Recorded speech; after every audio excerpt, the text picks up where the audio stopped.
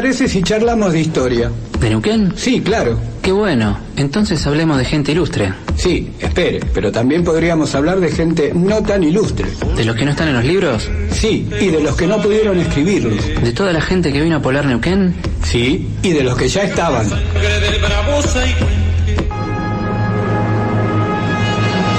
Oiga, tenemos que volver al año 1916 y evitar la fuga de presos y la tragedia de Zainuco.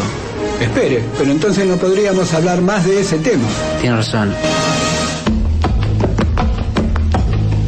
¿Cuándo es el programa? Todos los jueves de 18 a 19 horas. Espere, nos olvidamos de decir el nombre del programa. Esa es otra historia. Por el 87.9, la radio pública de Potier.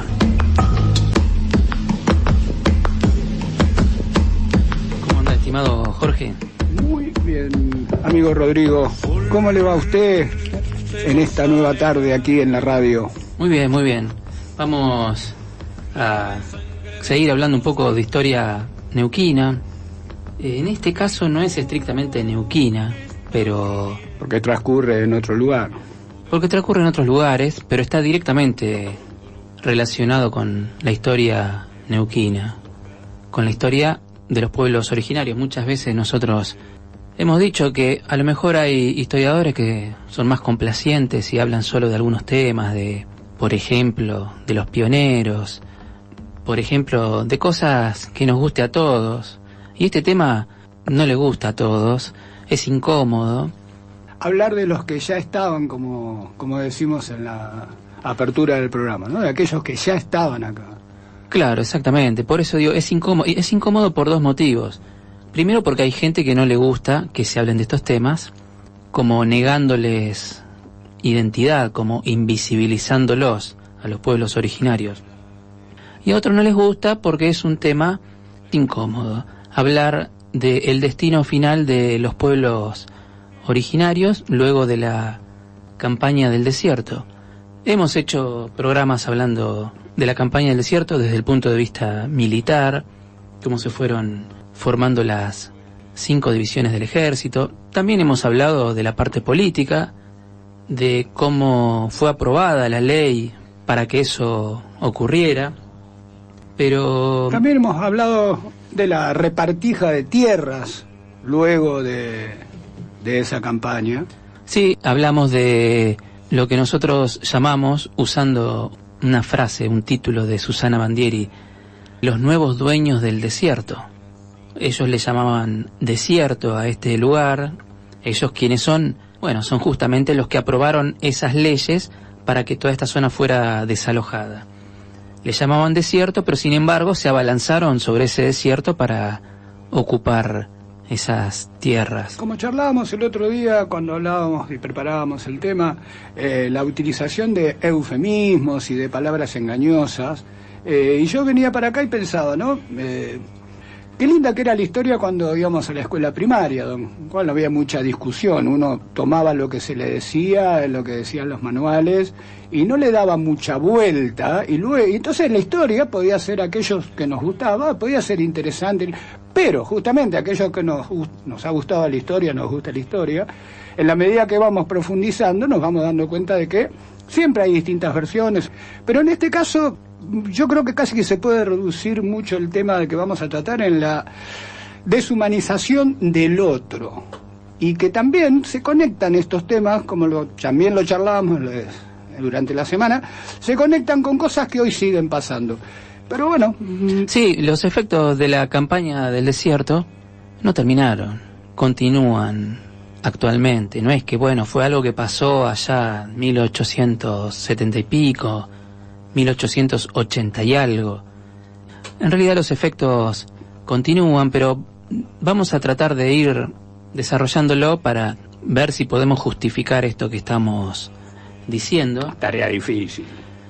El tema de hoy en realidad surgió, mire, le voy a ser sincero, me compré un libro de Enrique Macés, Estado y Cuestión Indígena.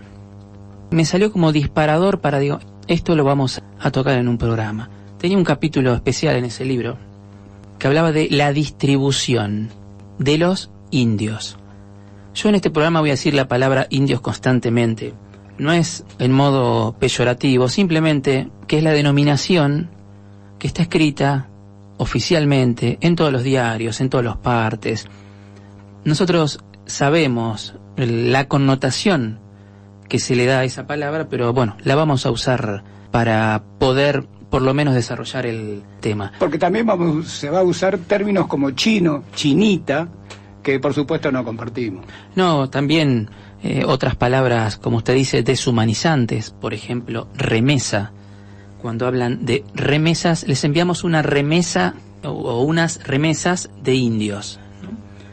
Vamos a hablar de la distribución, cómo fueron distribuidos estos indios que, una vez finalizada la campaña del desierto, los que lograron sobrevivir, los que lograron escapar un poco a todas las situaciones, ¿no? La viruela, por ejemplo, el maltrato, los encierros, el hambre. Bueno, una vez que superada todas esas instancias de las cuales... Y el viaje, los que sobrevivieron al viaje también. Exactamente. De todo eso también vamos a tratar de hacer un programa.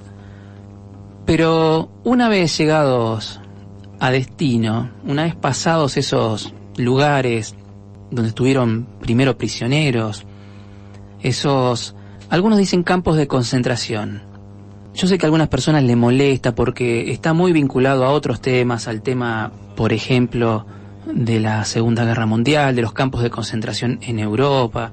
Algunos dicen que, por ejemplo, hay palabras que no se pueden usar porque el contexto es diferente. Por ejemplo, cuando se habla de genocidio. Como que no estaba acuñada para la época esa palabra. Claro, exactamente. Dicen que es una palabra del siglo XX, y entonces que está mal hablar de genocidio cuando es un hecho anterior.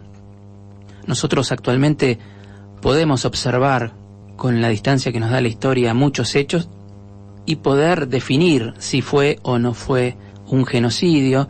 Los genocidios no son únicamente al estilo nazi, poniéndolos a todos en una cámara de gas. Hay otras formas también de hacerlo. Entonces, cuando alguien me dice, no, pero genocidio no, porque esa palabra no existía, bueno, ok, listo. Llámale exterminio. Si te gusta más esa palabra, a ver, la buscamos en el diccionario, en algún diccionario del siglo XIX existía, sí, bueno, listo, usemos esa palabra.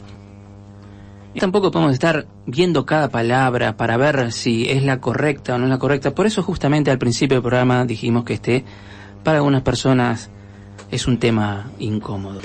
Mire, dijimos, Neuquén no es solamente tierra de pioneros. Neuquén es campaña del desierto, Neuquén es conflicto social, Neuquén es dictadura, Asamblea Permanente por los Derechos Humanos. Hay muchos temas de los cuales muchos, como dijimos, historiadores complacientes no hablan, o si solo hablan lo hacen en ciertos ámbitos, pero no en ámbitos de divulgación. Pero lo invito a que entremos en tema. Sí, porque arranquemos. La aplicación de un sistema de distribución, entre comillas, ¿no? La palabra distribución le voy a estar usando constantemente. Significaba que todos los indígenas fueran reducidos primero y trasladados desde los lugares de concentración, desde los lugares donde estaban prisioneros, a diferentes destinos que les iban determinando, tales como, por ejemplo, el ejército y la marina para los varones, jóvenes, adultos, para los hombres de lanza, como les llamaban ellos, las personas que estaban en posibilidad de pelear, y para la chusma. Para la chusma, o sea, para las mujeres, los niños, también los ancianos, las casas de familia, los ingenios azucareros, por ejemplo, en el norte de la Argentina, en Tucumán, y también establecimientos rurales en general. Lo novedoso esta vez que este sistema se aplicaba no solo a los varones, sino, como estamos diciendo, justamente a mujeres y niños, cosa que anteriormente ocurría, pero no ocurría con las mujeres y los niños. En este caso, después de la campaña, o durante la campaña, empezó a darse esta situación, que a medida que los contingentes de prisioneros iban llegando a Buenos Aires y a otras ciudades, eran inmediatamente colocados, distribuidos en diferentes destinos. Las mujeres, los ancianos y los niños, como dijimos, en casas de familia porteñas, si era en Buenos Aires, o en otras provincias, y los varones en unidades del ejército y la marina, y en ocasiones en algunos establecimientos rurales, algunos de la provincia de Buenos Aires, otros de otras provincias, como por ejemplo Entre Ríos, y Tucumán, que fue también un destino bastante importante. Fueron empleados como mano de obra para tareas rurales. Pero ese sistema tenía serias irregularidades que quedaron a la vista apenas se puso en práctica ese sistema de distribución, que terminaron transformándolo en un instrumento de explotación. O sea, más que de civilización, más que una gesta civilizadora como se pregonaba con el tema de la campaña del desierto, en muchos ámbitos donde se justificaba el desalojo porque era una gesta civilizadora, en realidad fue toda esta situación de distribución un instrumento para la explotación de todos los prisioneros que iban siendo trasladados, distribuidos a estos lugares que hemos mencionado. En primer lugar, no había una legislación clara con respecto al reparto. Y después estaban las continuas transgresiones que los propios funcionarios estatales y aquellas personas que recibían indios priorizaban, o mejor dicho, incurrían en un montón de esas transgresiones, que después derivó en una serie de abusos que fueron documentados bastante por la prensa. No tanto en las partes oficiales, no tanto en el ámbito de los funcionarios, no hay tanto escrito sobre eso, pero sí hay muchísimo en lo que es ámbito de prensa, en los diarios, incluso más, no solo los porteños, también en diarios de otras provincias. Ahora vamos a mencionar algunos diarios, por ejemplo, de Cuyo, o sea, de la zona de Mendoza, de La Plata. El sistema ese de distribución logró su objetivo en tanto la desaparición de los indios en términos culturales. En poco tiempo esa figura de salvaje hijo del desierto se empezó a desvanecer para dejar paso a otra que lo muestra como un humilde y anónimo ciudadano. De la transición, digamos. Sí. ¿Cómo convierten a ese salvaje incivilizado en un ciudadano prácticamente anónimo del montón, como si eso hubiese pasado por generación espontánea, por ejemplo? Le cayó en cuenta, no, esta forma de vida no es la que corresponde y la persona cambiaba. No, ahí hubo un proceso que es un poco del que vamos a hablar hoy. Fue un largo y tortuoso camino hacia, entre comillas, la civilización. Ya a partir del segundo semestre de 1878 empezaron a llegar a la ciudad de Buenos Aires en forma regular, también hacia algunas otras capitales de provincia, los contingentes de indígenas prisioneros. Algunos también incluso desde antes, pero quiero recalcar esto de 1878, segundo semestre de 1878. La campaña del desierto todavía no había arrancado, pero nosotros en otro programa explicamos, en realidad no explicamos porque no somos dueños de la verdad, narramos cómo la campaña se había iniciado antes de que se decretara en el Congreso. La campaña arrancó cuando Julio Argentino Roca es designado ministro de Guerra y Marina. Eso tras la muerte de Adolfo Alsina, que era el ministro anterior. Se pasó de una estrategia defensiva, el tema de los fortines, la zanja, a una estrategia ofensiva. Ir a atacar las tolderías, volver. Ir a atacar las tolderías, volver. Cada día, cada fortín, cada guarnición tenía que hacer una salida, una redada hacia un lugar donde estuvieran establecidas tolderías, atacar y volver. Y en esos ataques capturaban gente y volvían con lo capturado. En realidad, nosotros le hemos denominado en algún programa como el malón inverso. Todo esto antes de que ocurriera la campaña propiamente dicha, esa de las 5 divisiones que en 2 meses prácticamente arrasaron y llegaron hasta la confluencia del Neuquén con el Limay y consecuentemente su formación con el Río Negro.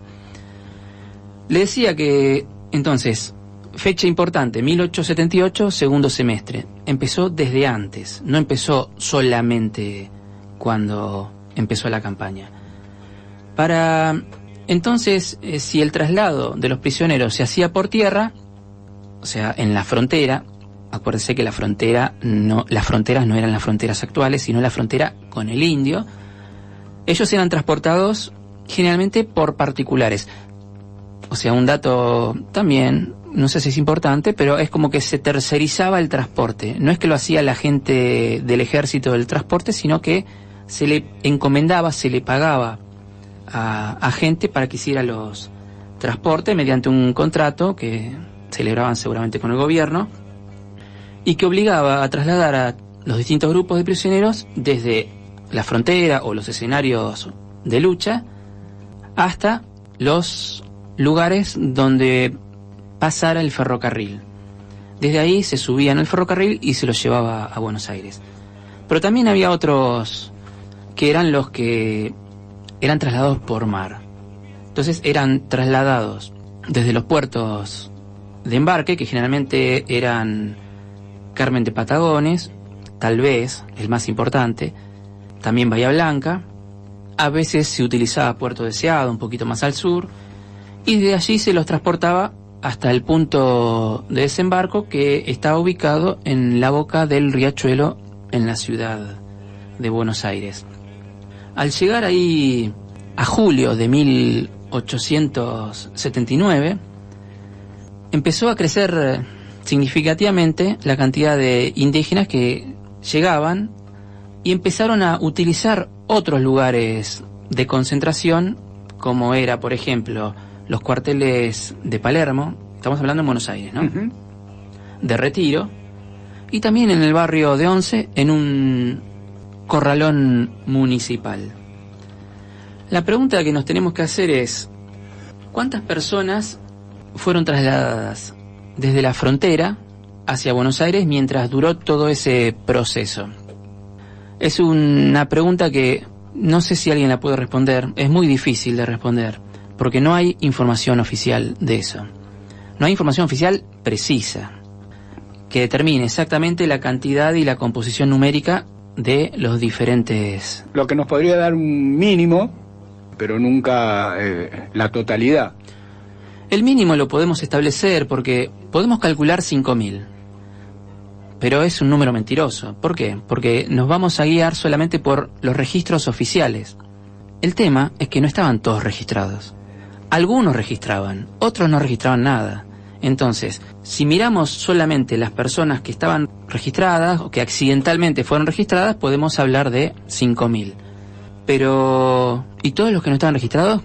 Que eran muchísimos, no lo sabemos.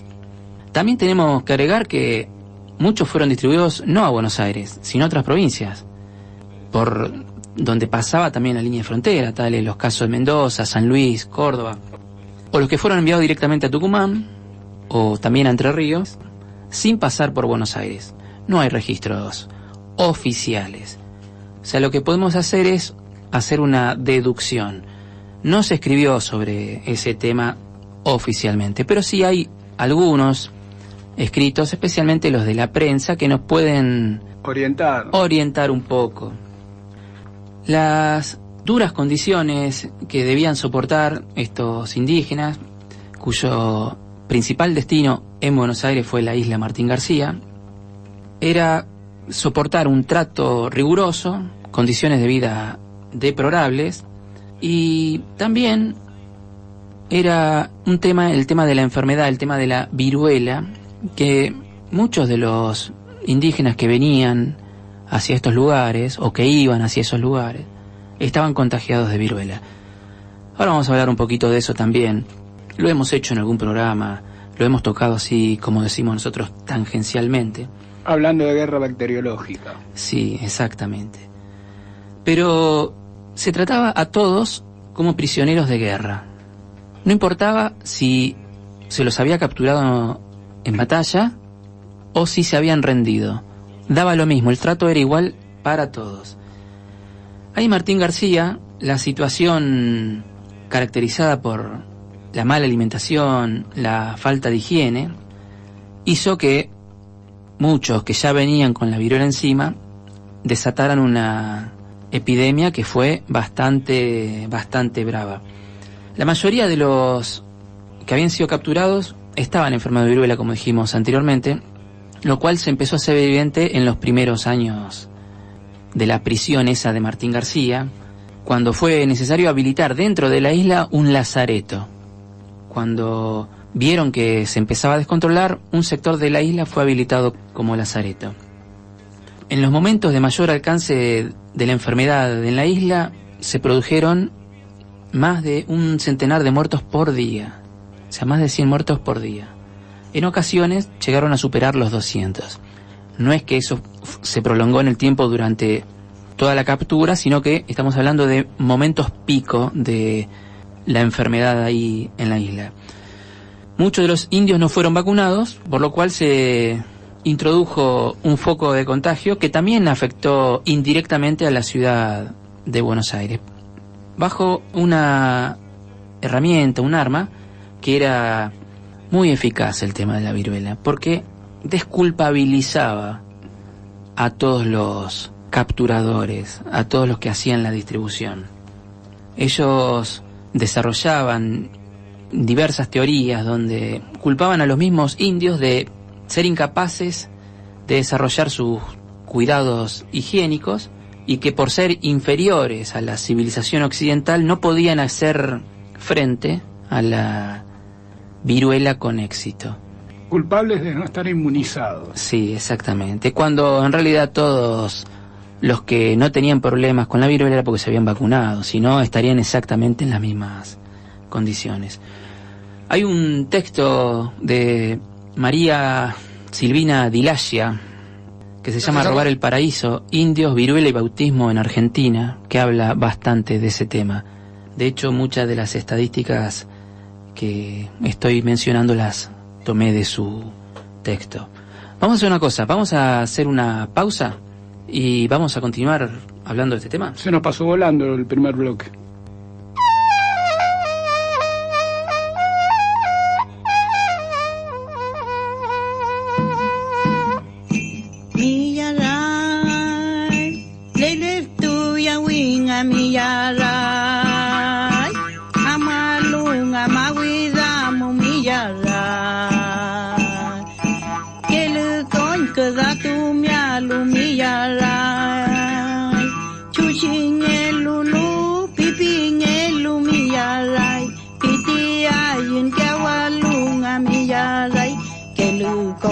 Danga tu ya lunga mi ya lai dishon ta lunga de ma mya lu wit pu tu e mi ya lai piti ya yin kya wa lunga mi ya lai piti ku me so mu nge lu ta shi mi ya lai anu kan na wa lu ki ne ku ra mu nga mi ya lai dishon ta lu mi ya lai chu chi nge lu lu pipi nge lunga ya rai tu ya lunga semilla cha kai nga tu ya lunga mi ya rai piti ya yin kali mi ya rai de ma mya lu tu tu e mi ya rai ka ve wan ya ki tu nga hele lu wa lunga cha gwai nga tu me cha gwai ta lunga pa pa wai nga hele lu wa lunga cha wai nga mi ya